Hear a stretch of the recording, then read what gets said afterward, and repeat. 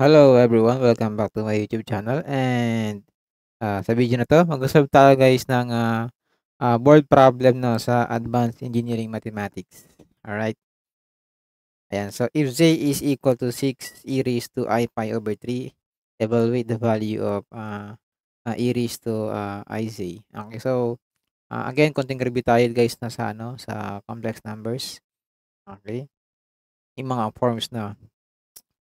Ayan, guys, na 'pag nakakita kayo ng ng r e raised to I theta. Okay, ito yung tinatawag na exponential form. Okay, exponential form. Yan ang complex number natin. So ito can be converted into rectangular coordinates na x plus okay I y. Okay, or naka polar na r cis of theta. But dapat alam niyo guys yung difference okay, when it is written okay in exponential form. Yung angle mo diyan guys, yung theta should be in radian. Okay, yun lang naman 'no. So, ito kasi 'no, yung 6e raised to I pi over 3. Okay, kumpletos recados na yan, okey. Ibig sabihin puwede mo siya i-convert into form na gusto mo. Ngayon, ang pinapahanap kasi absolute value ng e raised to ic, okay. Pero ano muna yung absolute value, okay, nitong complex number na e raised to ic. Before mo sagutin 'yan, kailangan alam mo yung ibig sabihin ng absolute value, okay. 'Di ba, kung ito yung ating complex number, ah, yung absolute value ng z, yung ano 'yan, yung modulus. Kung r e raised to I theta, 'yan yung ating value ng r, okay, or yung square root ng x squared na plus y squared. So, ibig sabihin 'to, parang kinukuha mo lang yung kanyang modulus, okay, yung raised to iz, yung e raised to iz. Okay, but dito sa ating problem meron tayong j, ito, okay. So, you have to find first what is the expression for e raised to iz, okay. Ngayon, mag-calculator na lang tayo since this is multiplication ng i and j, so we need to convert yung 6 e raised to I pi over 3 into polar or rectangular, okay. So, yun. So, 6 e raised to I pi over 3. Okay. So, sa calculator guys 'no, ito yung ating R, okay, then ito yung ating theta. Ngayon 'pag gusto mo rekta 'yan, puwede naman guys 'no, basta naka-radian ka, okay. Um, kung complex number tayo kailangan mode 2 rin tayo, 'yan 'no, okay. So, gusto mo naka-radian, okay 'yan. So, yung 6, e raised to I pi over 3, 'di ba? This is the same as 6 is of pi over 3 na, okay. Actually na puwede mo siya i-save sa calculator. 6 is of okay, pi divide 3. Now i-store ko muna siya sa A, okay. Okay, store, okay, kay A, okay. Next is kunin mo yung ij, okay.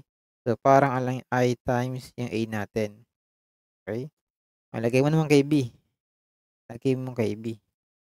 So, yung kanina na yung A natin, times I nilagay mo kay B, ayan, okey. So, ito ang binigay guys is ano nga yun, recall B, -3 square of 3 plus 3i. Okay, -3 square of 3 plus 3i.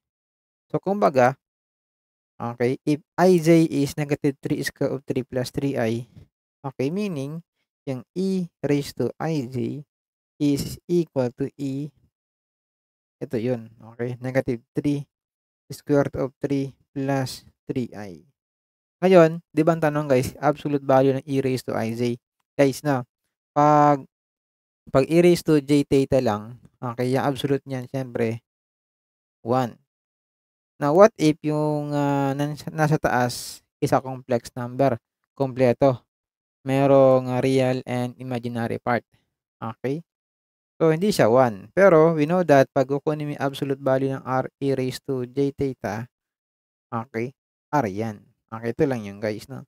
So, ibig sabihin parang kailangan mo lang diyan guys yung magiging R ng e raised to I j. So, paano 'yun? Kasi dito wala tayong R, okey? Mapapansin niyo yung ating exponent meron tayong real part and merong imaginary part. Doon sa may, R e raised to j theta, okey mapapansin niyo, okey automatic yung angle mo yung katabi ng j or I. Basta yung nasa e mo imaginary part lang, okey? So, ibig sabihin nito paghihiwalayin mo lang 'yan, okey? Magiging e raised to, okey, -3. 'Di ba sa algebra guys 'no, 'pag meron kang, 'pag meron kang x raised to a plus b, that is the same as x raised to a, x raised to b. Same base, so, yung exponents na ina-add, okey? 'Pag nagmu-multiply ka. So, ito nag-add ng exponent, so that is the same as multiplying na, okey, two expressions with the same base e. Okey, e raised to 3i, okey? So, ngayon yung absolute value, okey, yung absolute value ng e raised to ij is also equal to the absolute value ng -3 square root of 3, okey, e raised to 3i, okey? 'Di ba yung e raised to 3i, dun sa may 3i mo, ito na yung angle mo, yung 3 radian. Yung katabi ng e raised to 3i, ito yung ating magiging r, okey? Ito yung ating r, okey, nakuha ba? Alright, so ito yung ating r. So, yung absolute value nito, kaya sabi ko kanina, r lang siya, which is this one, okey? So, that will be equal to e raised to -3 is square root of 3, okey? So, the answer guys is letter A, okey? So, yun lang 'no guys 'no, thank you for watching and, see you sa ating next na video.